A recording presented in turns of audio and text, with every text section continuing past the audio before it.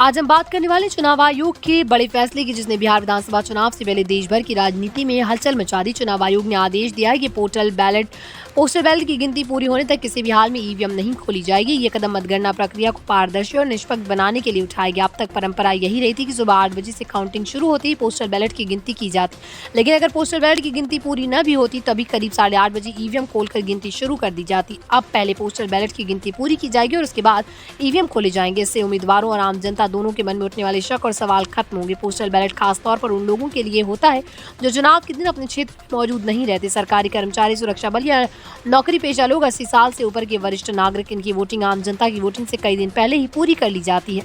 मतगणना के दिन हमेशा सबसे पहले पोस्टल बैलेट की गिनती होती है और अब चुनाव आयोग ने इसे और भी ज्यादा प्राथमिकता दे दी है। पिछले कुछ महीनों से चुनाव आयोग पर विपक्ष लगातार आरोप लगाता रहा है। वोट चोरी और वोट लीड करने का आरोप, ईवीएम की पारदर्शिता पर सवाल।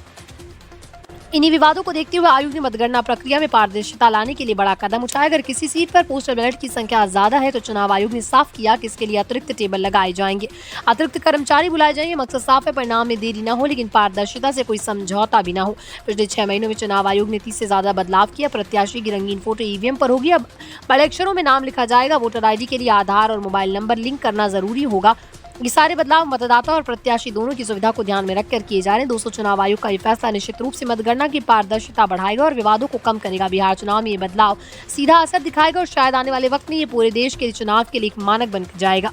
आप क्या सोचते हैं? क्या चुनाव आयोग का ये फैसला, ये ऐसे परिणाम आने में देरी होगी? अपनी राय में कमेंट में जरूर बताइएगा।